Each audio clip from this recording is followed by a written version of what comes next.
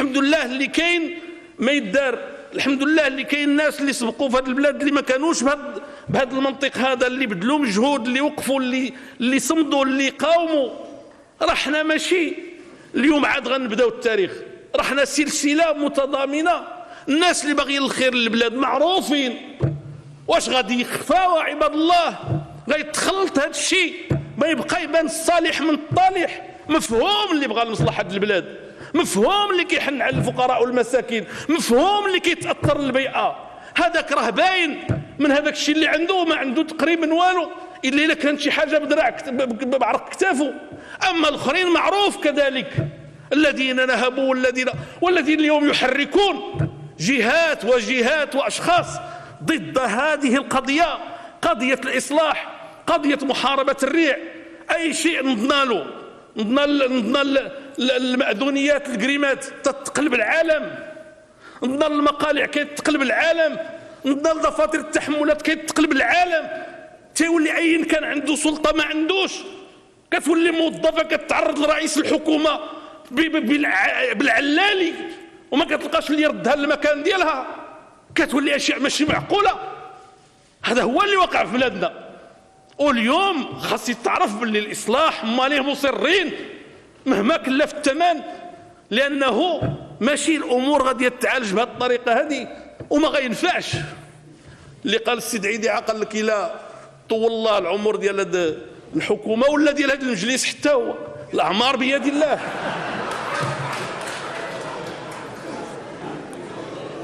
الاعمار بيد الله.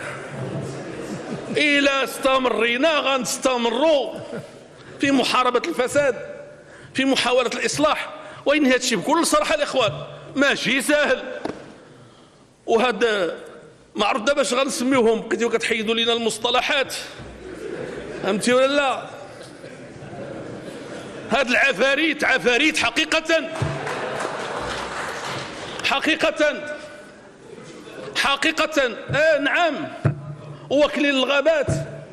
انا ملي كندوز الاخوان كم من مره ملي كندوز من هنايا للرشيديه وتنشوف الغابات ديال الارز، وكنتصل بالمندوب السامي ديال المياه والغابات وتيجي لعندي وتيعطيني تفاصيل، حتى هو تيتقطع بشكل او باخر وتيعبر لي على.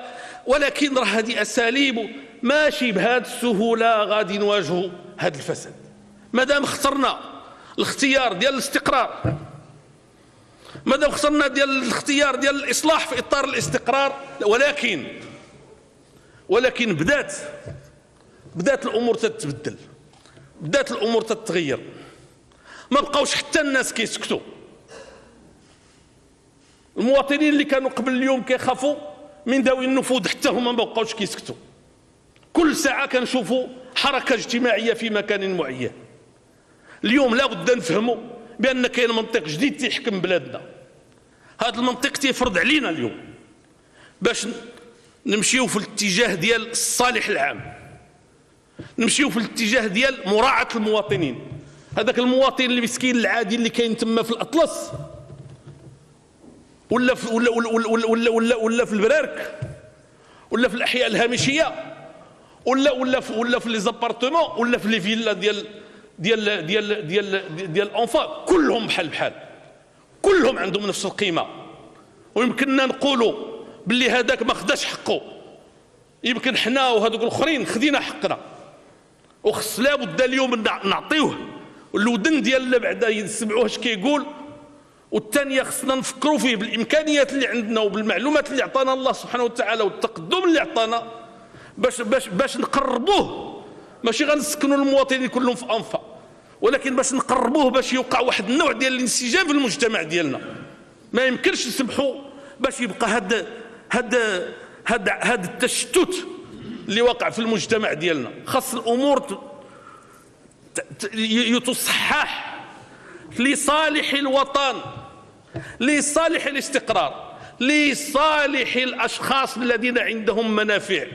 لان الهرم الاخوان الا بغى الفوق ديالو يكون عالي خاص التحت ديالو يكون واسع، والا كان التحت ديالو ضيق والفوق ديالو عالي غادي يكون كيميل كل ساعه، وملي غادي يميل واحد النهار غيطيح لا قدر الله